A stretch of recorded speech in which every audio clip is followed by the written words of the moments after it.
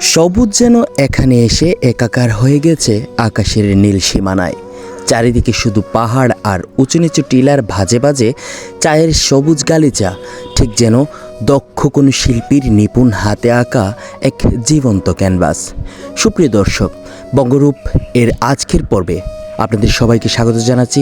আজ আমরা চলে এসেছি চায়ের দেশ সিলেটের মৌলভীবাজার জেলার কুলাউড়া উপজেলায়। তবে এটি সাধারণ কোনো চা বাগান নয়, এর নামেই লুকিয়ে আছে এর বিশালতা, গগনটিলা চা বাগান।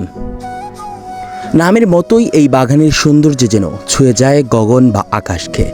আপনি যখন এর উঁচু টিলাগুলোর উপর দাঁড়াবেন, আপনার মনে হবে আপনি মেঘের খুব কাছাকাছি চলে এসেছেন।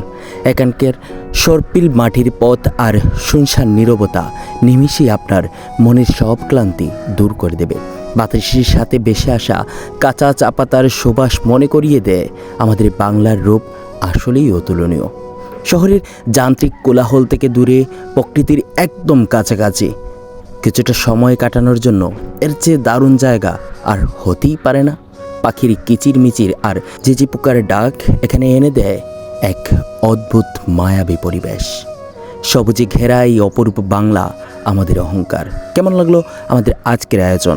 কমেন্ট করে অবশ্যই জানাবেন। আর বাংলার এমন সব অসাধারণ এবং চোখ জুড়ানো রূপ দেখতে আমাদের বঙ্গরূপ পেজটি ফলো করুন এবং ইউটিউব চ্যানেলটি সাবস্ক্রাইব করে আমাদের সাথেই থাকুন। দেখা হবে নতুন কোনো পর্বে বাংলার অন্য কোনো রূপ খোঁজে। ধন্যবাদ সবাইকে। আসসালামু আলাইকুম।